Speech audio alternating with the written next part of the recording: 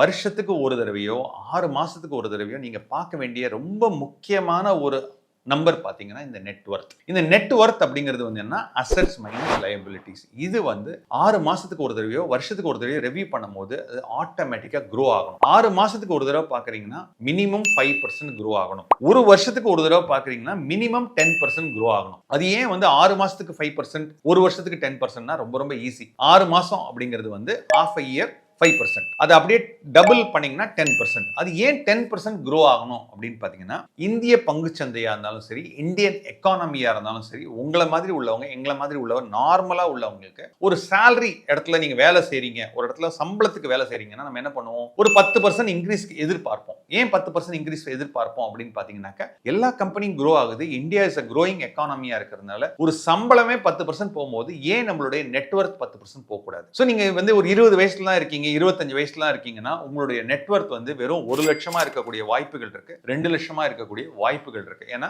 வெறும் ஒரு பைக் மட்டும் வச்சிருப்பீங்க, அது மட்டும் தான் உங்களுடைய நெட்வொர்த்தா இருக்கும். ஆனா இதே நீங்க ஒரு 30 இயர்ஸ்ல பாத்தீங்கன்னா உங்களுடைய நெட்வொர்க் வந்து ஒரு 25 லட்சம் இருக்கக்கூடிய வாய்ப்புகள் இருக்கு. ஆனா இதே நீங்க ஒரு ஐடி இண்டஸ்ட்ரியில ஒர்க் பண்றீங்க, ஒரு என்ஆர்ஐயா இருக்கீங்க அப்படின்னு பாத்தீங்கன்னா 30 இயர்ஸ்ல பாத்தீங்கன்னா நீங்க வந்து ஒரு 1 கோடி ரூபாய் கூட வச்சிருப்பீங்க.